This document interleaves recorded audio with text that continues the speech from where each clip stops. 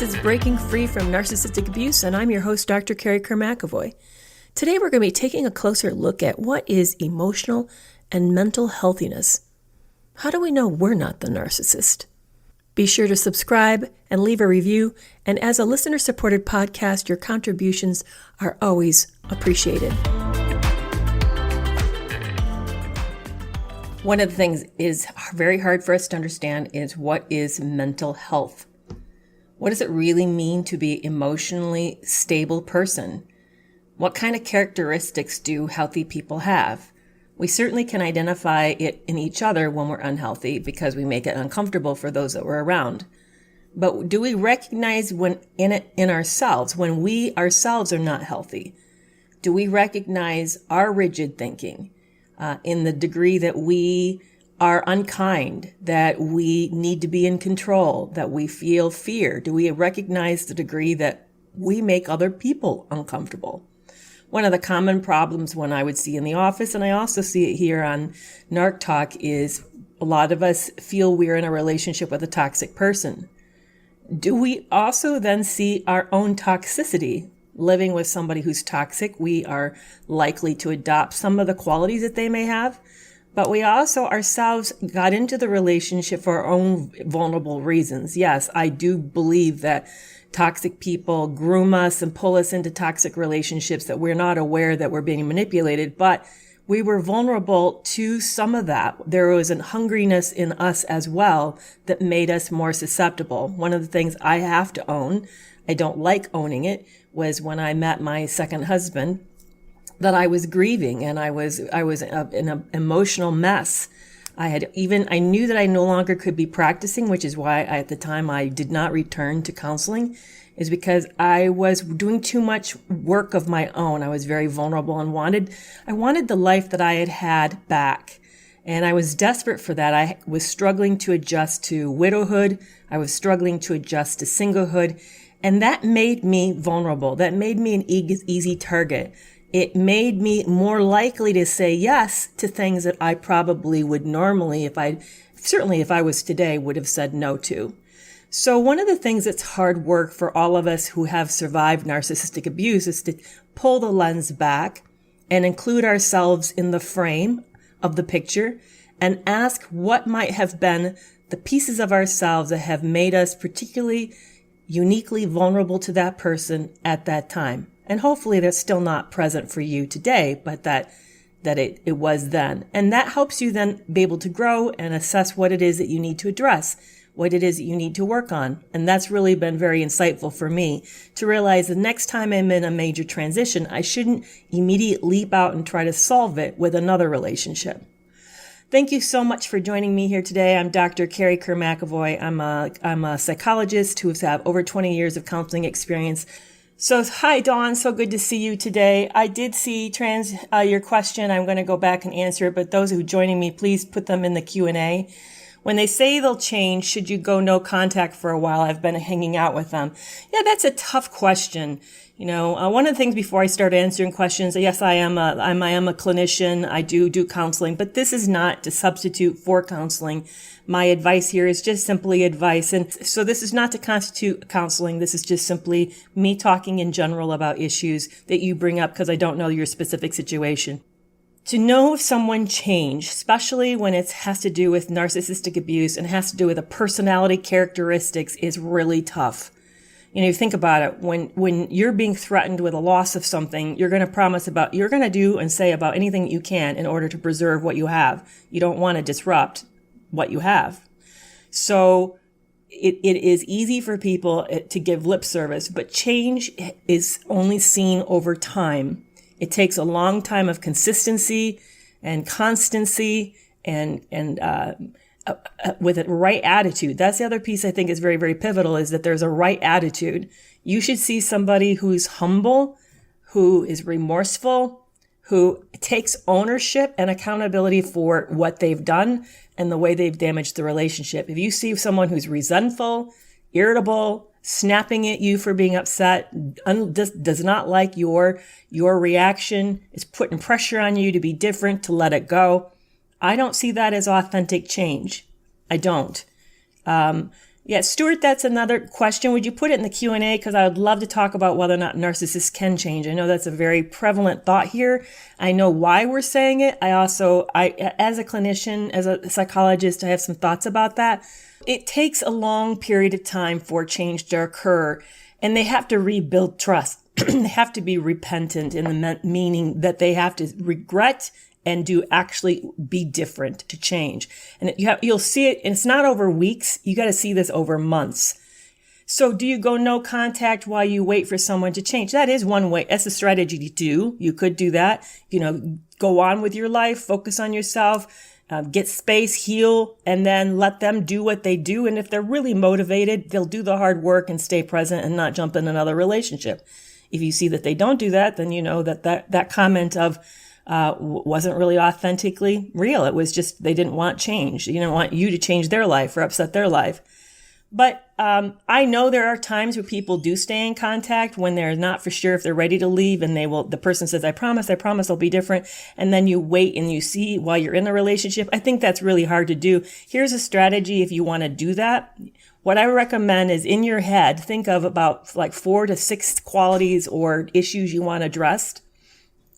Tell them 2. Tell them there are 4 others that you're not telling them, but only tell them 2. Hold back the other rest. Do not ever tell them. And then in your mind, set a date when you're going to revisit this issue and come back and to see whether or not things have gotten better.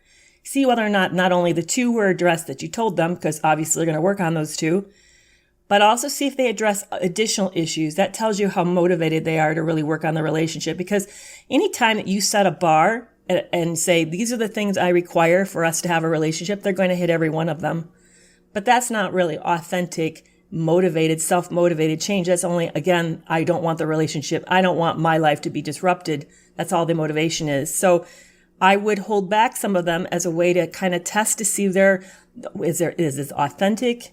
How high the motivation is there? Are they taking their own accountability, doing the hard work of digging into themselves? If they do that, then you know you've got somebody who's authentic, really working on issues. Yeah, ultimatums rarely work, unfortunately. They just rarely do. Whenever you set a boundary, it shouldn't be an ultimatum like, I want you in the relationship, but you have to change for these reasons. We need to say these things like, this is my boundary, and if it's not here, I can't stay. That's a whole different type of mentality, to say, I can't stay if these things aren't present, than to say, you do it or if. It doesn't mean all you get compliance, but you don't get a heart change. You don't get somebody who's all in and invested. Melissa says, I know I need to leave, but why is it so hard to leave? The reason it's really hard to leave is because you're confused. You're very confused about what's real. You're not even sure if you know the person you're in a relationship with.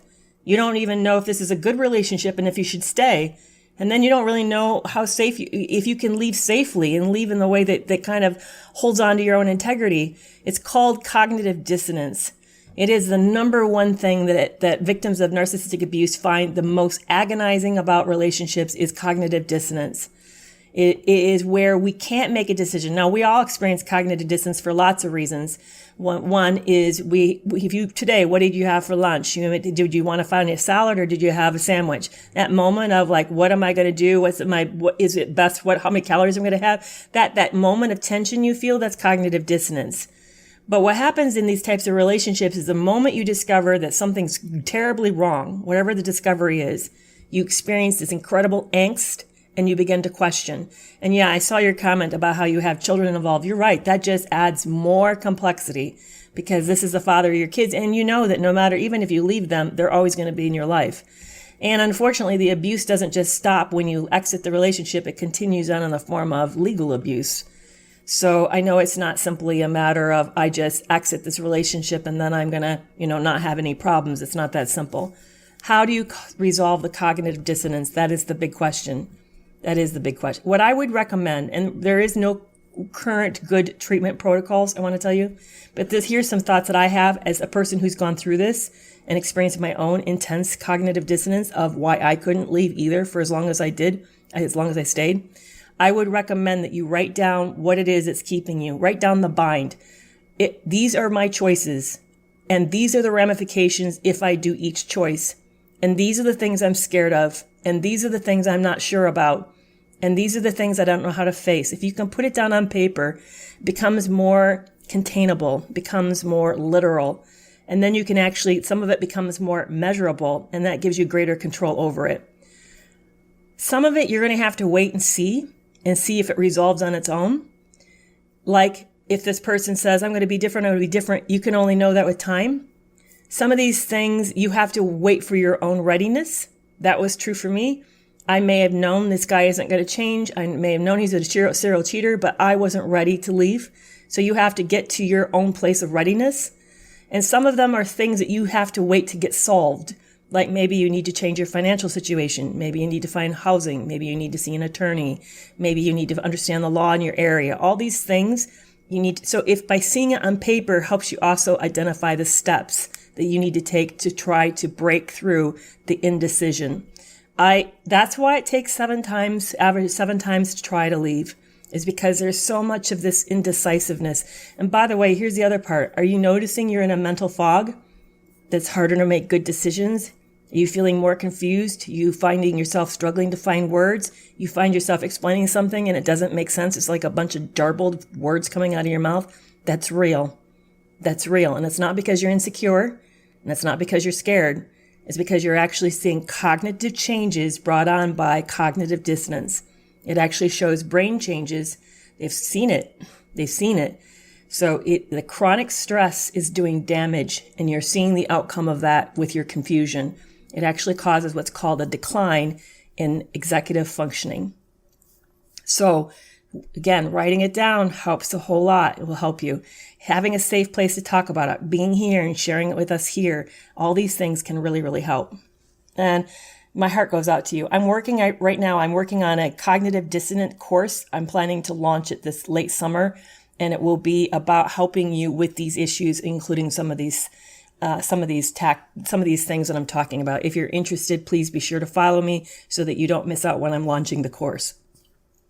Why do some men, but also some people, both men and women do this, jump into the next relationship so fast?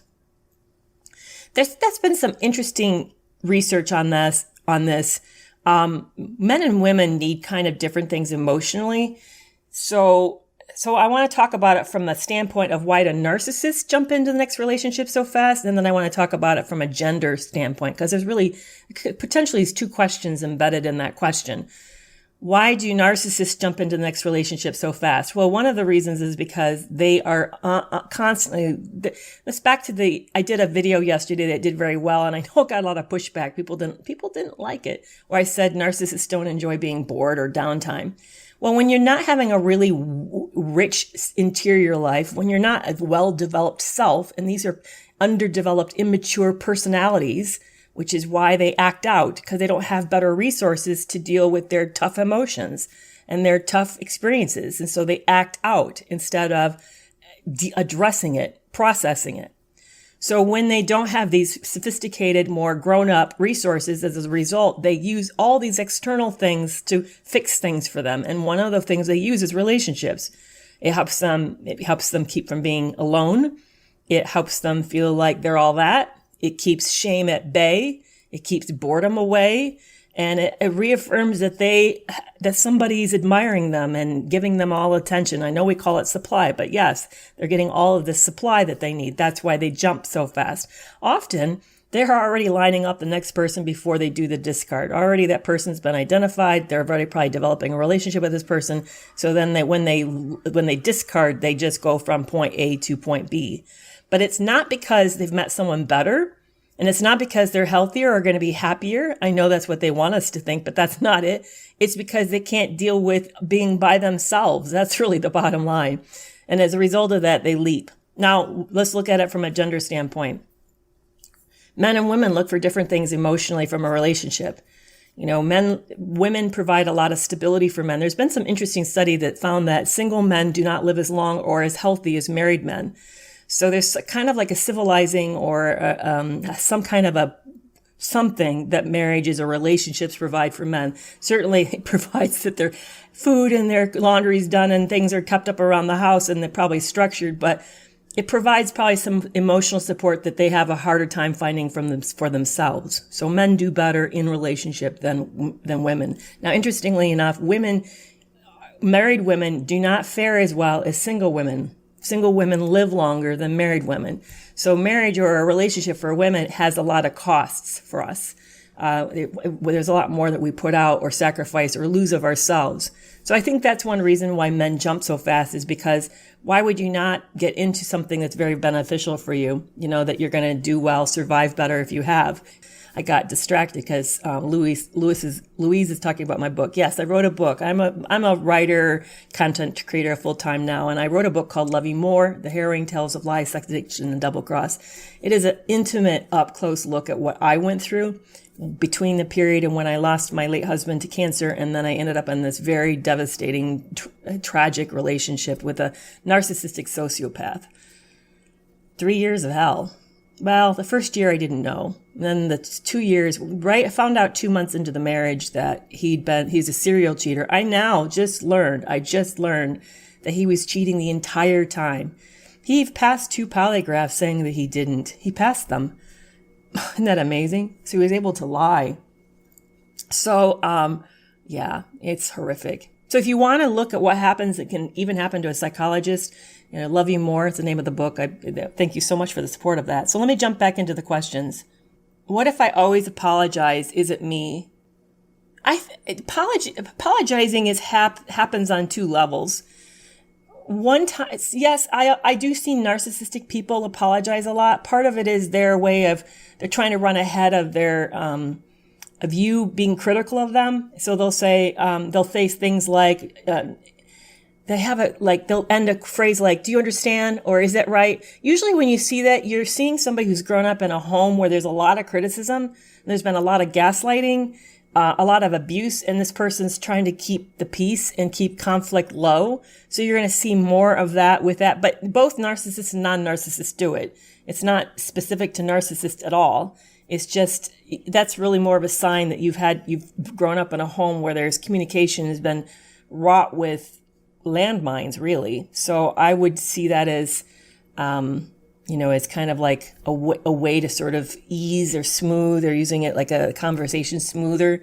Yeah, I think, Tracy, you're talking about brief, informative, factual, and friendly communications. It's by Bill Eddies.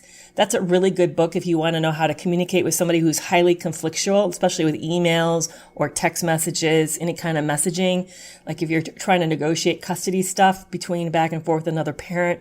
BIFF, BIFF, is the name for the book. It stands for brief, informative, factual, and friendly communications.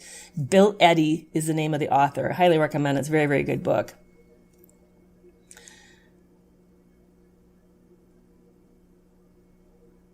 Why do women cheat? It is amazing to me the number of women and men who cheat. A high rate of both men and women cheat in relationships. I think we do it for very, very different reasons. I think men often do it because they're getting more attention from someone else. They feel like life is kind of beating them down and they're looking for validation and respect. I think women are looking for another emotional outlet. Maybe they feel lonely. They don't feel like maybe the love between the relationship has gone flat. I know that there was strong disagreement to my video on whether or not all narcissists cheat. Listen, if that was a criteria, if we could know if you were a narcissist because you're cheating, wouldn't the APA add that in the DSM-5? Right? We put what we know to be valid criteria as ways to define people. So if cheating was such a great way to identify narcissists, and all narcissists do it, then why is it not one of the 9 criteria? Oh, I'd be happy to tell you what. So now some of you, I'll jump to a definition of narcissist. Some of you want to then leap to say, well, but they don't authentically are vulnerable and intimate in the relationship, and that's emotional cheating. Yeah, a lot of us do that. Probably a lot of you are doing that, and you're not a narcissist. Are you overtelling things to a friend? Are you choosing activities with your kids instead of your partner?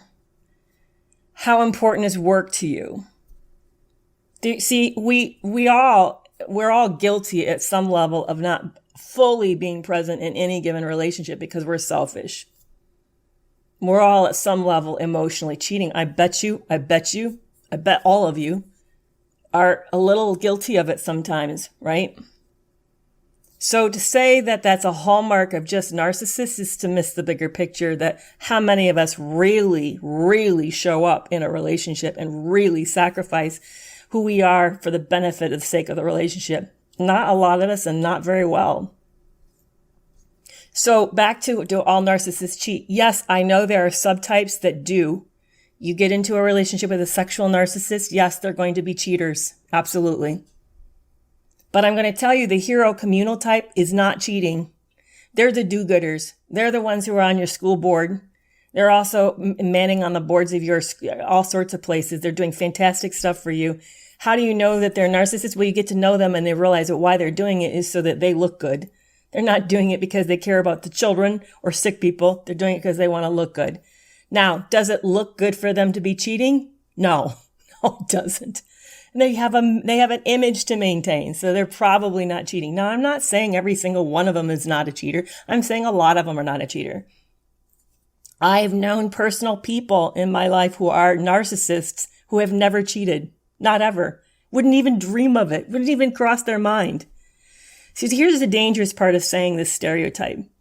If you're in a relationship with a narcissist who's not cheating, and then we say all narcissists cheating, then that person may say, well, and then my person must not be a narcissist because they're not cheating. Well, no, they can be a narcissist and not be cheating. But then we also may have someone who's cheating, and just because they've cheated, we may say then they're a narcissist. Well, maybe they're not. Maybe there are other issues going on. Maybe, I don't know, but cheating happens for lots and lots of complicated reasons. And so that's what makes me uncomfortable with stereotypes. Yeah, so I'm very uncomfortable. Well, watch for your language with all or nothing thinking. Watch for this black and white, this extreme. It's not, things are more complex, they're more gray. I wish the world was that simple. It isn't that simple. So, yeah.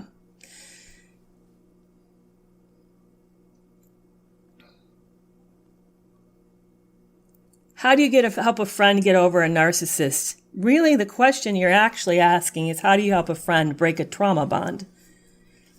Tough one. That's a tough one. There's a part of a grief that happens after you've been in a relationship and you realize that you've made a terrible mistake and it has cost you something horrific. And you still are in love with the person, and you still believe the fantasy that you met is still true. You're not completely convinced that you never really met anybody that you knew. It's hard. There's a lot of things you have to sort of relinquish. That's part of the process. So what I would recommend as a friend to her is that you just provide space for her, and then when you hear her telling a mistruth or a misperception, you'll say, "Are you sure? Because that's not how it felt to me."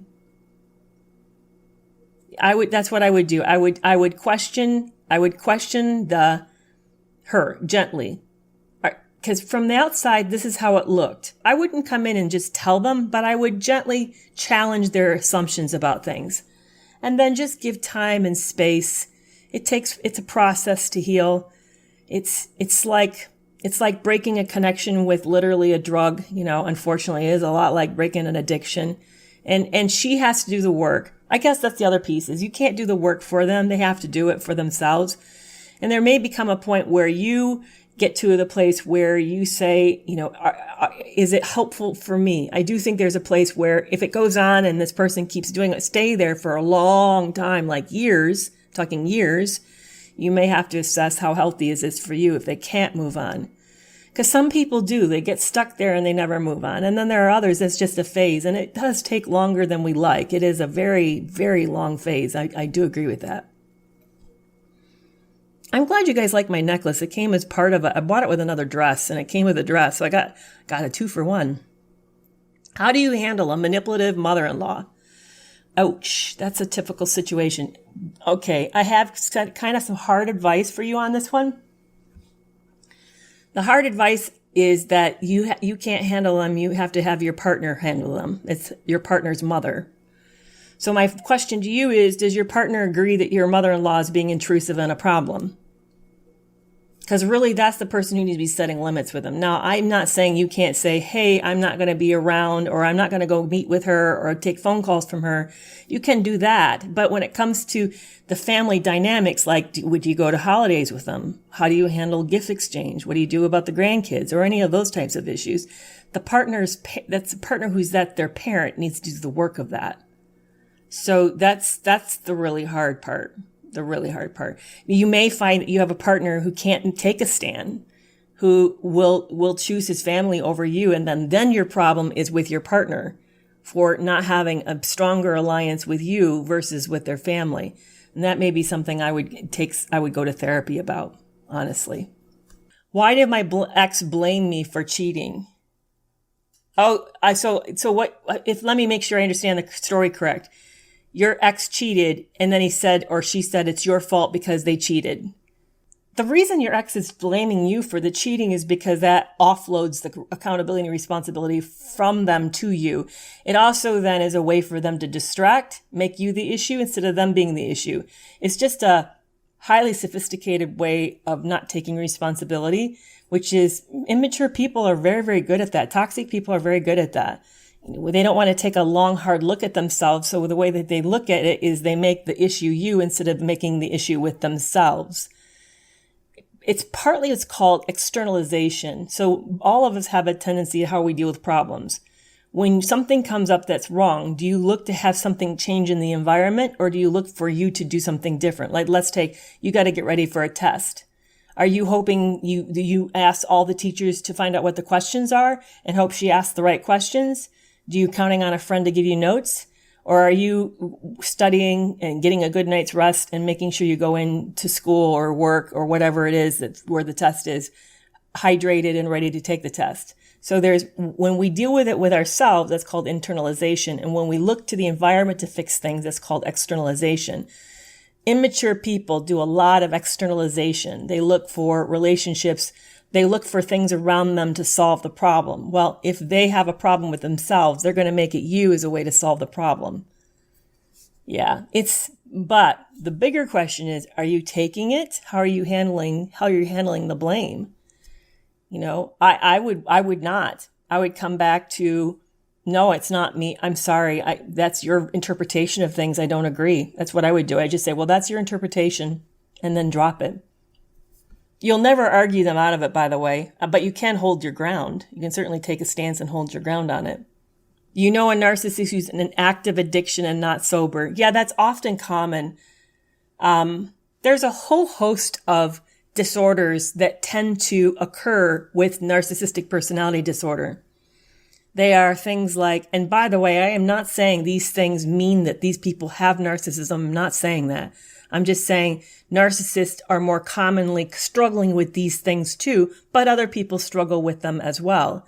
And they include ADHD, addictions, self-employment problems. There's a whole host of things. Depression, anxiety. Now, like I said, other people also struggle with those things too. And just because someone's struggling with them doesn't make them a narcissist. But it's not uncommon because back to that, what I was saying earlier about how they have a underdeveloped self. So when you sit by yourself completely alone and there's no distraction, are you able to sort of be with yourself? The more immature you are, the harder that is because there's not the resources and a way for you to reflect with yourself. You don't have a lot of self-reflection. And also, you're more empty. It's not as developed. It's not as imagine a child's play versus how adult would approach a child's artwork versus an adult artwork. There's just kind of growth. You see more resources as an adult has learned more and filled in more, and their talent then fills in more. The same kind of example happens with our sense of self. When you're more immature, there's less inside, less resources. And so as a result, they do a lot of efforts to distract, and addictions is a great way to distract. You can't feel uncomfortable if you're inebriated, sadly. Can women be narcissists? Absolutely. Absolutely. I've known several of them. Yeah, it's the rates are somewhere between 2-1 to 3-1 are men to women. I think that's for lots of complicated reasons. I think part of it is our societal, the way we raise kids. I think maybe some of it's genetic. I think maybe some of it's due to the brain. I think it's for a variety of reasons, but certainly women are narcissists. This is not a male only problem. Definitely not. I've personally known female narcissists, absolutely. And they can be just as toxic as men, for sure. Can I talk about how to deal with a do-gooder? Do-gooders are really all about image. And it's really important for them to be seen as good, which is why all the focus on the image. But also there's a somatic narcissist will do the same thing. They're all about image, but how they look on the outside or how they present. So do-gooders are concerned about how they present to the world and making sure they look good, whereas in somatic narcissists are very concerned about how they present physically to the world. So there'll be excessive focus on the self. But it's both of them is very much a management of ego. And why? Because they want the attention. They want all the affirmation. So the question I have for you is, what is it happening with you in the relationship with a do-gooder that's making it problematic? Because one of the things, if it's a problem, you may want to then limit your contact, because that's where you have control. You don't have any control over what they focus on, but you do have control over how much focus you give them, how much you're in their life. So that's for me, otherwise I tend to ignore them. That's how I deal with them. I just don't focus on them. I don't give them what they want, is really what I'm saying. I just don't give them what they want. How long should you wait before you date after a narcissist? Can you hear the heavy sigh? Longer probably than you want. There you go. I did try to date right after I exited mine. I was too triggered. I wasn't picking any healthier people. It has to get to a point where you feel like you're strong enough to have confidence in yourself. I think that's the key. Because what happens when you're in these relationships is they really tear our self-confidence apart. And then on top of it, we have all these cognitive changes where you don't really feel on top of it. And we begin to get scared. So if you're going out and meeting people and you're in a position of anxiety and you're fearing loss of control, then you're not ready. So I would look for where you feel like you feel enough confidence with yourself that you can trust yourself to be able to see the red flags and to be okay with whatever happens. And until you get that, how long will it take? I don't know. It's going to be different for each one of us. But those are the things I would watch for. How do you deal with a narcissist, flirty husband? I'm assuming that you've told your husband that the flirting feels inappropriate. Do you know whether or not your partner has been being a cheater? It sounds like there's two reasons why the flirting may be going on. One is because this person's grooming other people and trying to target somebody. 3 reasons. I think I thought of a third reason. It could be this is a way they get supply, as they really like to go out and get attention. Yeah. So I would suspect it's the first. He's grooming. This is a way he's testing to see whether or not this person's potentially open to contact with him. The third reason is he knows it hurts you. Yeah, there often is a sadistic piece to this, which is they do it on purpose in order as a way to degrade you, to hurt you. They want you to know that you're not all that. So it does both things at the same time. It gets a person to see if they're going to receive their flirtation, at the same time showing you that you are not all that special, in a way to deflate you. That's the word I was looking for. It's a way to deflate you. It's cruel. I'm really sorry. What is a narcissist? A narcissist personality disorder is one of, I don't know how many personality disorders there are in the DSM-5. I'm thinking something like 7 to 9. I don't know. It's quite a few, actually. And it's in what's called the cluster B group. And the cluster B includes borderline personality disorder, narcissistic personality disorder, antisocial personality disorder, and hysterical personality disorder. Why are they called cluster B? Because there's not cluster A, they're cluster B. But what's similar about all of those groups is they're antagonistic. They're not agreeable people, they're antagonistic. They cause a lot of problems for people who are in a relationship with them. In order to be diagnosed as a narcissist, you have to be over the age of 18, and you have to have 5 out of 9 criteria.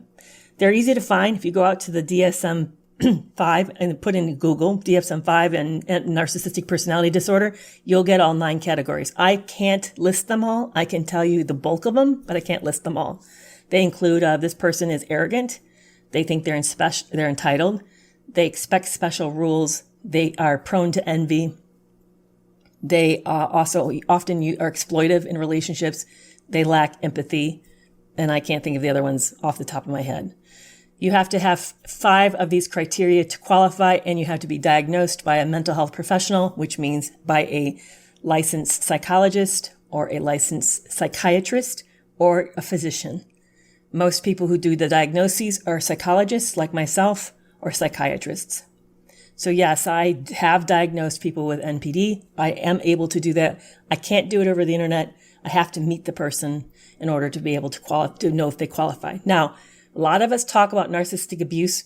Our partners or the people in our lives or family members have not been technically diagnosed. Is it legit to talk about this? Absolutely. Because this is what I think. I think there's a difference between narcissistic abuse and narcissists. We're all on the spectrum.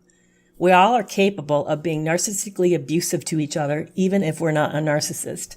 I think it's totally legit to talk about this. And I also think that other cluster B personality types or tendencies and traits also do narcissistically abuse. Meaning you can be more of a hysterical person or a antisocial personality disorder, a sociopath, and still narcissistically abuse those in your life. You can be a borderline and still narcissistically abuse those in your life. Why do we use that word? I think it's just a catch-all phrase to talk about a relationship style of abuse. It's just what caught on and has become terminology. It's a way that we capture this whole area, this whole topic of dysfunctional relationships. So I hope that helps you with what is it? If I was to say from theoretical, how would I define it? It's a person who has a wound or damage to the self or an immature and underdeveloped self that feels an insatiable hunger and need for connection and admiration and approval. I think a lot of them are shame-based, maybe not all of them, but a lot of them are shame-based. And they have this insatiable need to have this fixed. And they use people, relationships to do it. And they see people as objects to which to satisfy this insatiable need. That's how I would define narcissism, is that. It's not self-love. They're not in love with themselves. They actually really don't like themselves. But they cover it up with this grandiosity and excessiveness and exaggeration, or with an excessive focus on failure. That brings me into the other question that somebody's been asking. What is a covert narcissist? So I'm going to leap into that. There's 2 presentations of narcissism, an overt narcissism and covert narcissism. By the way, you're going to hear a whole lot of people defining this very differently from person to person. And why is that? That's because our field is in transition in its definition. Sam Vankman on YouTube this week put up, or maybe it was last week, put up a discussion of this about how we're in this massive transition of redefining terminologies and trying to understand this better. And as a result, every person's going to say a little bit different thing because it's just, we haven't decided it. It's not fixed yet. So, but the way I'm understanding it, and it's different from the way I used to understand it, so I'm struggling. I may not explain it very well, but overt narcissists are, all the subtypes have both an overt and a covert presentation. So if you are a grandiose narcissist, you have an overt presentation and then there's a covert presentation. An overt presentation is the confident, oversell, the braggart, the grandiosity. The covert is the failed overt narcissist. They're the deflated victim. Nothing ever goes right, but it's always all about them and they're very passive aggressive. Same goes with a sexual narcissist. There's an overt presentation and then a covert presentation. Covert is the inverse of an overt. It is the failed version of the overt. So if you wish to be all that and you are a failure and it never happens for you, you're going to then implode and you're going to be then, woe is me. It never goes right. I'm always the problem. I'm always the victim. That's what happens. It's the inverse. It's the implosion versus the explosion. That's the best way I understand it right now. I really want to do more deep dive into it to get it, but I'm trying to explain to you how I'm kind of hearing it. Yeah, covert is hard. I agree. Covert is hard to recognize because they don't present. They're not easy to spot. And they appear because they're so preoccupied with themselves and what went wrong. You think you're seeing somebody who's empathic and they're not. They're very self-centered, but it's always about them. So you think, oh, wow, look, they're so reflective and they're talking about what we're wrong and they'll be reflective and care about me. No, there is no you. It's always all them. It's always all them. I met somebody and I had a conversation with this person on the phone. I listened to this person over an hour of all that was going wrong with this person over an hour. And finally, this person kind of tossed the conversation ball back to me and say, so how's it going for you? I started describing a bit. This person used I only got a couple sentences out. One or two of my sentences used it to jump back to themselves and took the conversation back over for another 45 minutes. Why did I sit on it so long? Yeah, I need to ask myself that question. But they only existed. It was all that was going wrong. They one up to me on everything. They had it worse. Life was harder for them. If I talked about how they had a worse bad day than me. They seem to be empathic, but they're not. They're the failed narcissist. That's a covert narcissist. I also see people who are both, that present both, honestly. And they may fluctuate. The narcissist I was married to at times the person I was married to at times would be overt, very grandiose, and then something would happen, and he would fall back into a depressed position, and then woe is me. But so I kind of saw this mixed picture. You may too. Do I tell my husband I think he's a narcissist? Absolutely not. Absolutely not. Why not? Well, for one, they won't agree. They will just smear you, degrade you, put you down for that. They'll just use it as another way to abuse you. So why give them that asset, that resource? Then you're also, by the way, by you doing that, it's like let me back up. Narcissists tend to see the world as a competitive. They're often competing with you, and they don't see you as a safe person, and they're not part of a team with you. When you tell somebody that, you're assuming we're in this together and we're working on it, but that's not how they see the world. They see the world as them against the world, and you are a part of the world. So them against you. I know that you have a relationship, and I know you may have kids together, but that's not how they see the world.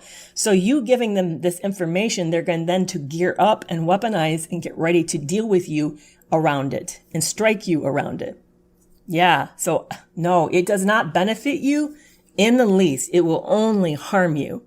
I would use the information for you to get ready for, whatever, learn about it, learn how to protect yourself, learn how all the techniques to keep yourself emotionally safe. That's what I would do. But you gain nothing from telling them, nothing at all. My ex used to ask me, do you think I'm a narcissist? I never really came out and said. I would say, well, the world's certainly according to you. And he'd laugh and goes, yes, isn't it? That's what he would do. Was not wanting to pay child support, and he now wants them Monday through Friday. That is such a typical way. I'm not a attorney. I really can't comment on the legal system except to say that I know toxic people use it as a way to abuse us. I know that. And they will do and they don't want to pay, they don't have a sense of accountability for their kids either. So they would certainly weaponize that. And they certainly don't come through for that. So it's very, very hard to have that kind of situation where they show up and really be present. And you're right. It's probably for all the wrong reasons. They're not wanting to be with the kids Monday through Friday because they want to see more of them. They want to pay less. That's what this is about. And it's heartbreaking. It's super heartbreaking. Exactly. It's all about him. And I know you know that, which breaks your heart and makes you angry too.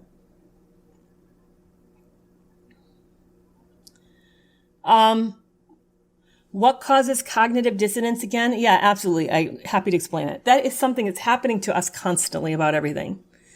Even if you think about what your plans are for tonight, if you have a choice, if there's a choice involved, you will have some cognitive, it's that moment when you feel the tension of trying to make a decision. That's what cognitive dissonance is. So say, for example, you're at the store and you see two really good blouses. You only have enough money for one. You have cognitive dissonance as you decide which one you're going to pick. It gets resolved with the decision. So as you face a decision, you feel the stress. It's stress. And the minute you make the decision, the stress goes away. The problem with narcissistic abusive relationship is it's filled with stress and tension, and there's all sorts of questions that never get answered. Even gaslighting causes cognitive dissonance. That person just right now, that presentation of the problem of my partner doesn't want to pay child support, but they want the kids now Monday through Friday. That was a perfect example of cognitive dissonance. You're saying to yourself, what's real? Why do they really want them? Is that really a good thing? What should I do about that? All of that is stress. All of that stress is cognitive dissonance. And it's painful. We want a decision. We want to have a solution. The painfulness causes damage. Living in that constant lack of resolution does damage to your brain. But we live in it where our relationships are permeated in it. These relationships are so toxic. It's just riddled with it. This person isn't being real. They're not being honest. They're being deceptive. They're then turn around and they abuse you. You don't know what's real, what's true, what's not true. Everything. It's all creating tension and stress and lack of knowing, lack of closure and certainty. That's cognitive dissonance. There is a good book that kind of talks about it from a big kind of relational standpoint that I highly recommend. In fact, I'm interviewing her August 18th. Her name is Kristen Milstead. She wrote the book called, I'm trying to reach it right now, called Why Can't I Just Leave?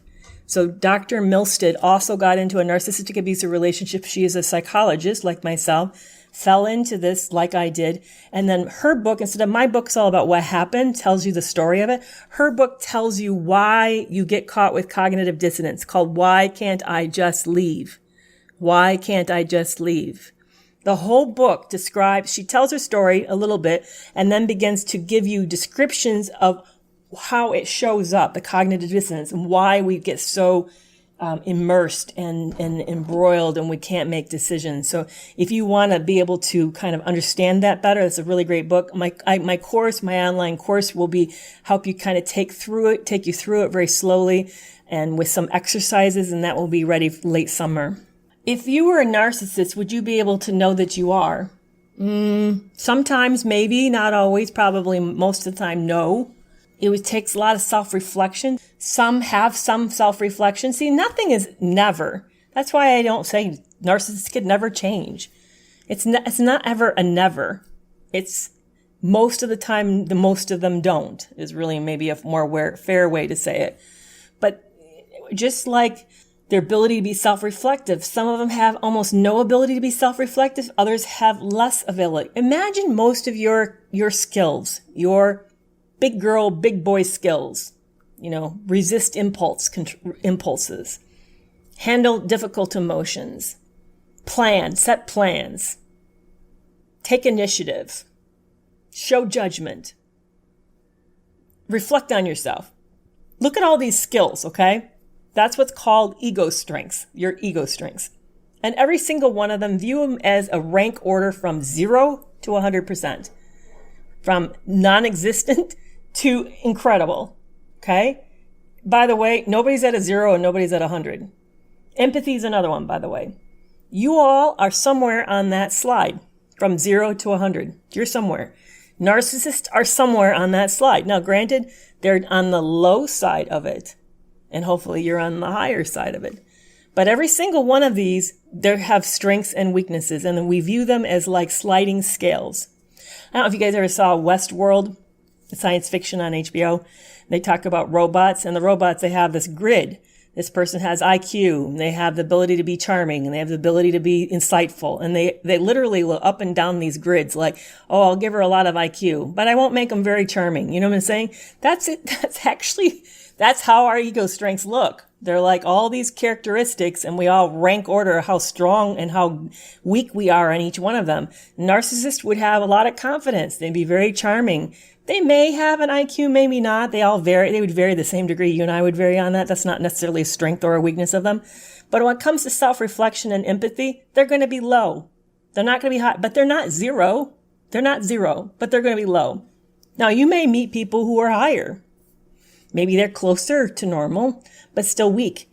Some of these things, by the way, can be grown. They're muscles. Just like you would get stronger with lifting things, you can get stronger at self-reflection. It is possible to gain more impulse control. learn to show judgment and have critical thinking. All of that's possible. So with practice, you can get better at this. That's why I'm saying narcissists can change with practice. Now, are they motivated? Well, when you're really trying to avoid intense shame and pain, and you don't like looking at yourself because you don't really like who you are, it's hard to change that. It's hard to do anything different because you can't slow down and look at it. So that's why a lot of us say, don't look for change. Don't act like change is going to happen. You need to take care of yourself. Can they both be narcissists and sociopaths at the same time? Absolutely. Yeah, those cluster B, all personality disorders as well as mental health disorders can co-occur, meaning they can happen at the same time. So you can have someone with narcissistic personality disorder and antisocial personality disorder. Yes, absolutely. You can also have someone who's a narcissistic personality disorder with traits of an antisocial personality disorder, meaning they have many of them, but not all of them. And you can have someone who's an antisocial personality disorder with traits of a narcissistic personality disorder. Again, means they have some of them, but not all of them. So yes, they're very, very possible. What we generally call that subtype is a malignant narcissist, or what I would do is refer them to as a narcissistic sociopath. That's who I married, by the way. I married a narcissistic sociopath. Very toxic person. One of the more dangerous ones, actually, because they're conniving and ruthless. Yeah, and then they have enough courage and chutzpah to pull it off. Is it normal for a narcissist to constantly blame you? Yeah, if you are shame-based core, if you really don't like yourself and you're looking for a patsy, for someone to offload all the uncomfortable things in your life, everything that you can't face about yourself, it's very easy to make it about somebody else. Part of what happens is narcissists go into a relationship with this fantasy. If you have a hole, if you're really innately unconsciously hungry for something, like you feel like you really want someone to see you as special, you'll go into this relationship thinking, oh, I met somebody who thinks I'm walk on water and she will fix or he will fix everything for me. And then I won't feel like this anymore. Well, part of the problem is they have what's called low receptive capacity, meaning whatever you give them, it runs through them. They're like a sieve. They don't hold on to these things. So you may pour all the love in the world to this person, but it just drains out. There's nothing inside to hold on to it very well, so it doesn't feel loving, even though you're being loving. So they go into the relationship with this fantasy of thinking that this new person is somehow better than the last person and somehow going to fix everything. And the problem is you're just human.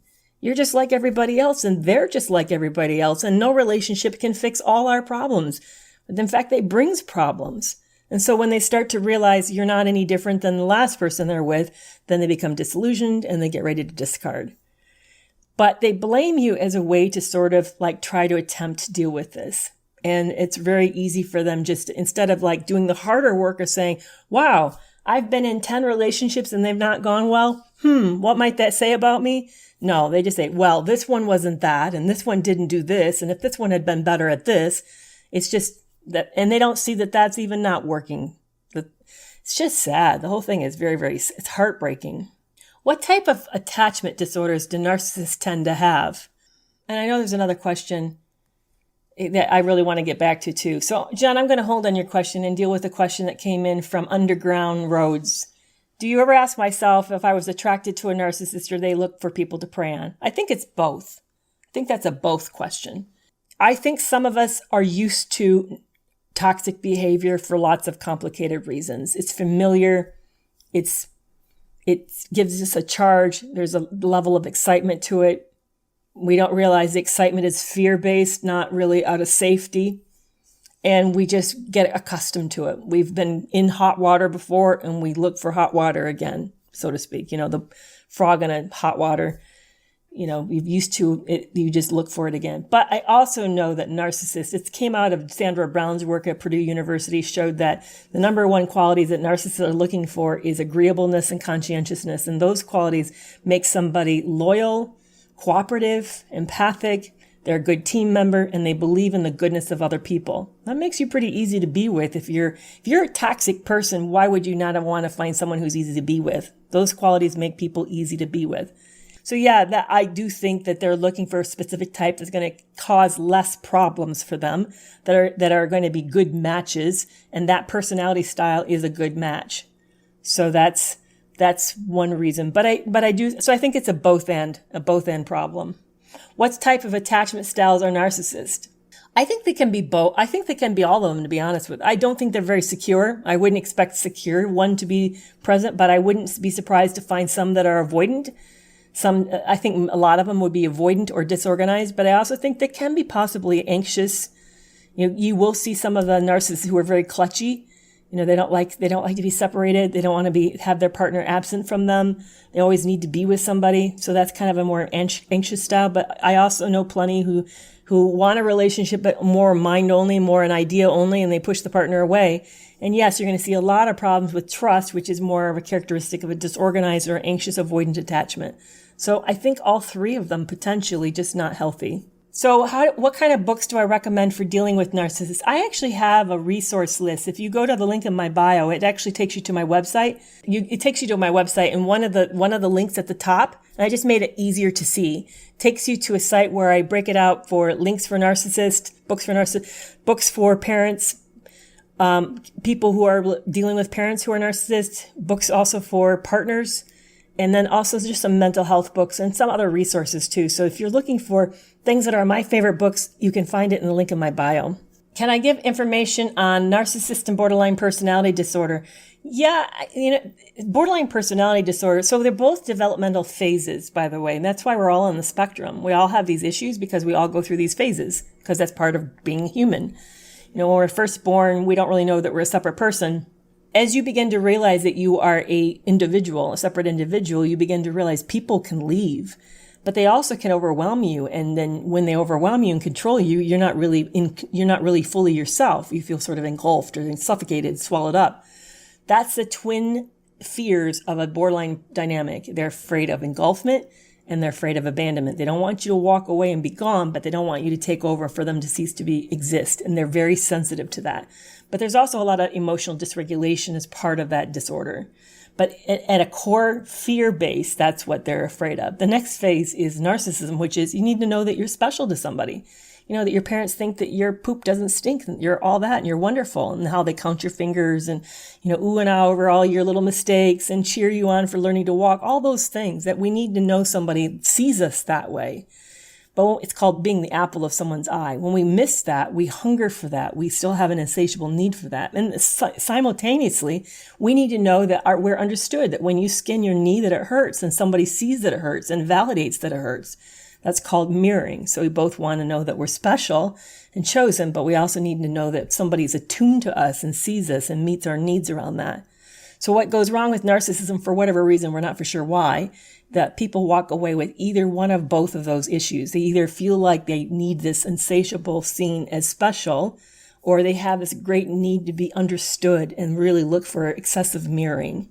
And they use people as objects to do that. They don't see people as really people. They see them more like you'd see your car. It's functional. You don't really recognize the car has feelings. You don't worry about it and take care of it. You just see the car as useful to you. And when it ceases to have use to you, you get rid of it and get a new car, right? Well, that's what they do to relationships. That's how they're making it. They move through it. Yeah, I see the question about God and narcissism. I kind of try not to talk about religion and how it intersects here, because I just find this a very difficult way. But I do think faith is an interesting piece. I do think, if there is an infinite universe creator, could he solve things? Sure, he could. But that's kind of outside the scope of this. We're talking about psychology and mental health. But I appreciate you bringing that up.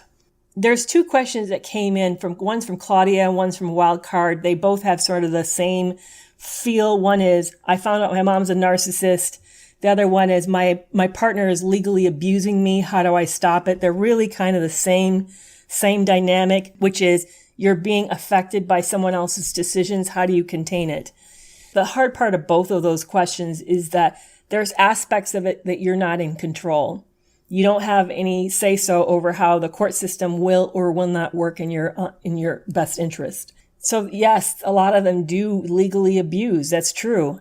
I think this is something I'd be talking to my attorney about. How can you sort of control, reduce, sort of make that less so? I also would be creating a legal document, which is every time that you have contact with this partner or person, have a written notebook of time, date, what was said, and what was observed. Do not make any statements of what you conclude or assume.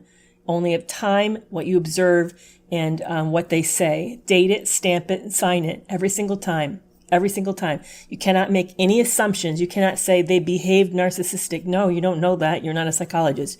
You can say this person said this. The children cried when this was said. That's all you can observe. It has to be what you observe. Strictly what you observe. It has to be great. Red high heels is exactly right. It has to be observable, measurable. If you keep that, it shows a track record, a history, and you can even show escalation. You can say, look, they stopped by 5 times last week. This week it's 10 times. Last week they said these things. This week they screamed these things. You can show escalation. That helps a lot. It helps a lot, but you can't actually stop all forms of legal abuse. That's something that you don't have control over. You don't really, because you don't have control over the judges and scheduling and attorneys and all of that kind of stuff, and motions that can be filed. And when it comes to the family, it's sort of a similar position, but different. What's good about family is you can limit your contact. You can't change how a person in your house shows up or doesn't show up in the family, but you can decide how much access you're going to give this person to you, how much contact you will have. You have control over that. So those are the things I would manage. If this person's really toxic, I would see your family less. I'd be less opening for holidays. I would have an exit plan. I would, everything you can. Thank you so much for hanging out with me today. This was amazing. Check out my book. I'd love to have you do that. Also, thank you so much for following me here. I appreciate it. And, you guys are amazing. I'm so thankful. So thank you so much. Bye-bye.